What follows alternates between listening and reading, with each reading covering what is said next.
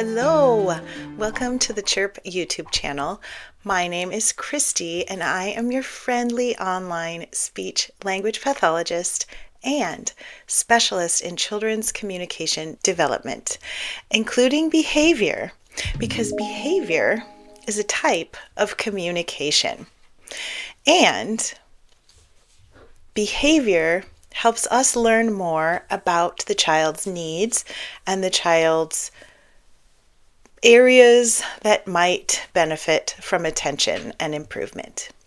Today, we're going to do another video in our little series on including neurodivergent brains in our programming, in our classrooms, in our after-school programs, in our churches, and of course in our families. Today, I'm going to base the video on a little story from my history. I have a friend. She's 20 or 21, but when I started seeing her, I think she was 7. She might have been 6, but she had not had a consistent speech-language pathologist in her life because she found it so difficult to meet new people, to get along with people. And the speech-language pathologists who had been sent to the family, I lived in Arizona at the time, and they do in-home programming for many kids, in addition to in-school programming for kids with certain diagnoses, including Autism Spectrum Disorders. Multiple speech-language pathologists had been sent to this family, had been offered to them to provide the services that they qualified for, but this little girl, I'm going to call her Anne, didn't connect with any of them, and her mom said her mom was very well educated. She was also an educator. She was an educator of kids with emotional disturbances. I so respect her. She's an amazing mom to this girl, and she's made her life so wonderful. So I really respect her.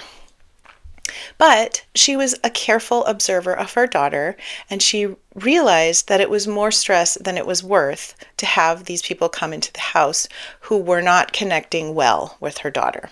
Their caseworker called one more time and said, "Okay, I have one more for you to try.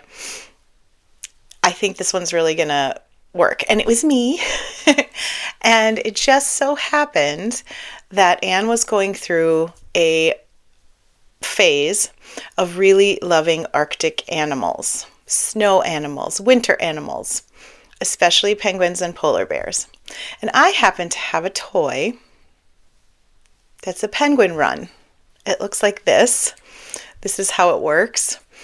And my process with kids is to do everything in the context of what the child is interested in. Play-based treatment, play-based therapy, play-based, relationship-based, specifically geared towards what the child is working on. How it normally works is I'll bring in some kind of activity that I think the child will be interested in, and we work on the child's goals in that activity. For example, if this child is working on using 2-word phrases instead of 0 words or 1-word phrases. If this child is working on 2-word phrases and I bring in a toy house and the child is putting the mom to bed, I'll say, "Good night, Mom."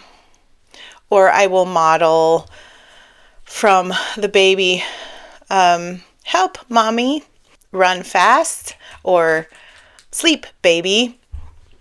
So I am modeling these different words for the child, and at some point I give the child options of different 2-word things, "Mama sleep" or "Baby sleep." And then the child is very likely to begin using 2-word phrases because that's what we're working on, and that's some of the ways that we work on that particular goal. By the way, I would kind of love to do a series in the future about how to work on specific communication, behavior, and interaction goals. So it would be really helpful to me if you would put in the comments down below goals that you have for your clients or for your children, maybe the children in your family who don't live with you all the time, but who are with you sometimes, and you'd like to help them achieve some goals and make progress in the right direction. Too often, professionals will write an IEP, an individualized education program in the United States, but they don't necessarily tell families how to work on these goals. And I think that is sad. I think all of our reports should include, here are some ways you can work on this at home. Simple ways, not difficult ways. And in this video, I hope to give you one of those ways, which is we need to connect with the child more than we need to fix the child. That may sound quite groundbreaking because, of course, a therapist comes into your home to help your child communicate more effectively, or to help your child with physical therapy or occupational therapy or whatever it may be. So many families have approached my arrival with the idea that I was there to fix their child. That is not how therapy works. A physical therapist does not fix your sore hip. A physical therapist gives you some strategies, some exercises that can strengthen the weak bits. You can introduce some new movement patterns. You can strengthen your glutes. You can stretch your calf. And these things can help your hip hurt less. This is more like speech therapy. This is more like speech therapy. We can give some strategies, but we are not there to fix anybody. My job, from my perspective, is to connect with the child, to build a relationship with the child that opens her up to engagement, to learning, to relating to other human beings in communicative ways. And from that kernel is where language blossoms. Now, I have to admit, not every child becomes verbal, but most children become verbal. And the only reason a child is going to become verbal when that's something that's difficult for them is because they want to communicate things. And if children are not connected, if they're not relating, if they're not engaged in the world around them, they don't really need to communicate anything. So my job is to build such a relationship of trust and interest with this child that she wants to communicate her ideas and her thoughts and her needs with me. And that is what I want to focus on today in this video. That's what I am trying to encourage from you as well. I realize that families get a lot of advice and probably a lot of shame. Well, are you not doing this exercise 20 times a day? Are you not sitting on the ground and playing with your child for 2 hours twice a day? Well, of course they're not going to make improvements. That's unrealistic. I'm sorry if you have heard that or if you have felt that kind of guilt. That all is not on you. Yes, I think we should sit on the floor and play with our kids, but it's not out of fear that they won't make improvements. It's out of an interest in building that kind of reciprocal, trusting, communicative relationship so that we can participate in what the child's interested in. The child begins to trust us more and want to share the world with us. And that is where communication really takes off, is through those trusting relationships. How this worked with my little friend Anne was, I don't know if it was a miracle or if it was a crazy coincidence, but I showed up at their house not knowing her special interest at that time in Arctic animals. But I walked in, I don't know what I took in with me first. I think it was the penguin run. Usually I take one thing in, and then when the child wasn't interested in that anymore, then we looked at my book with pictures of other options, and then the child would communicate in some way, or I would help the child communicate the next activity that we would do together. And then we would work on her goals in that activity. She was so excited to see penguins and snow. This is Arizona, the desert. So I can kind of understand why this was an area of interest, because it's something she's never experienced. They do take her to the mountains to play in the snow, but it's not the same as sitting on your couch and watching snow fall outside your living room. But this toy has snow and little slides for the penguins. The penguins are super cute. And she was so excited. She thought that I was Santa Claus, I think.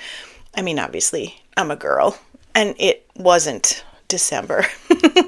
But I came with a toy that was magical, and I was interested in playing it too. And so we connected in a way that none of the other speech-language pathologists had, because they came in with their own agenda. We can't always have our own agenda with kids. Sometimes we need to get them in the car and get them to the doctor. Sometimes we need to get them on the bus to school. That's fine.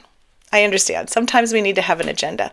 But when it's our time for that relationship building with the child, we need to let our agenda take a back seat to what the child is interested in. And in this case, the child was interested in lots of things.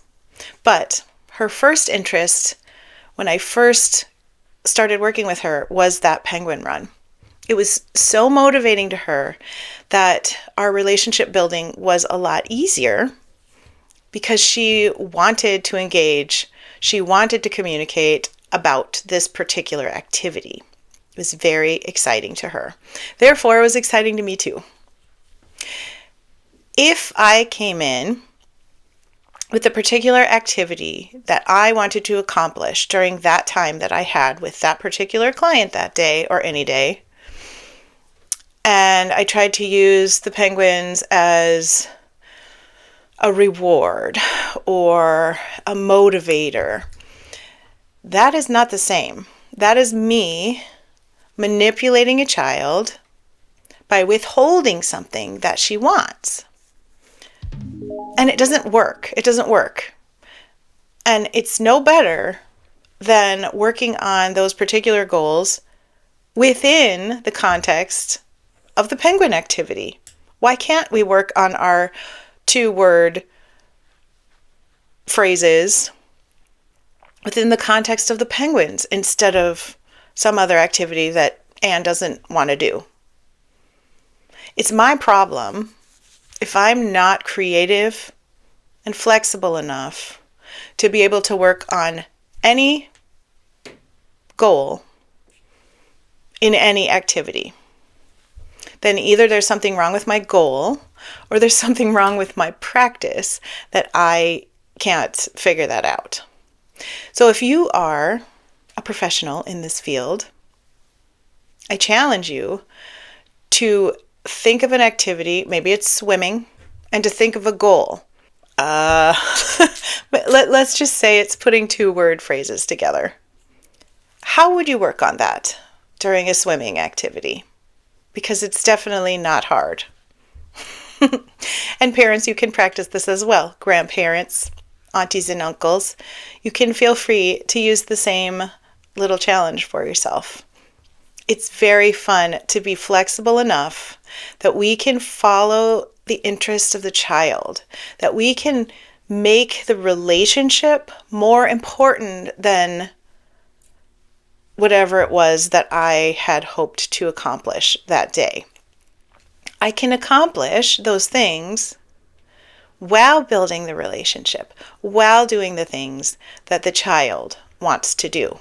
I believe this is the key to the improvements that I have seen from the clients that I've worked with and the kids in church programs and other types of organizations that I've been a part of. The relationship is the most important thing. Obviously, keeping the child safe should come first.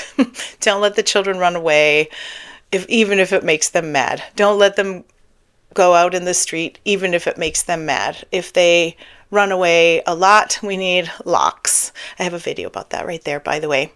It's a really good one. But outside of safety issues, the relationship between me and this child is the most important thing. And me paying attention to her interests is going to really foster that relationship and help it to blossom. And it's going to make her the most receptive for learning. Because what we're interested in is the spotlight for learning. Where I am focused is where I'm going to invest my attention, and therefore I'm going to learn. There's so many benefits to focusing on what the child is interested in and on the relationship itself.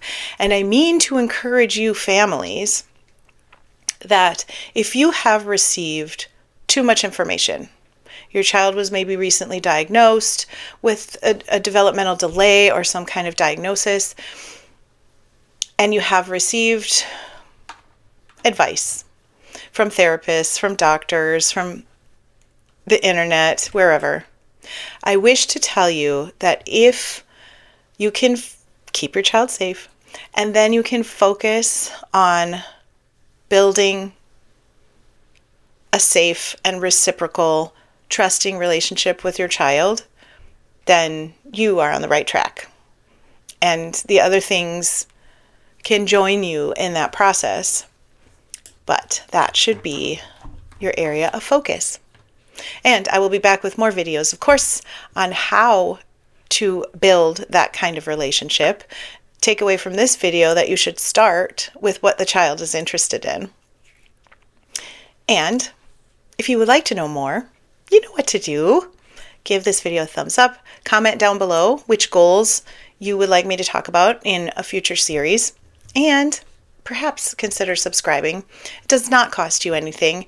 It just allows YouTube to know that people are interested in this topic, and so they will promote it a little more heavily if I have more subscribers, which can be helpful to other families or other professionals. So you can do that if you wish. But if not, that's fine. Come back next time, and I will be here with a new video for you. I hope you have a great day, that you're healthy and well, and that you received some hope from this video. I will see you soon. Thanks for being here. Bye.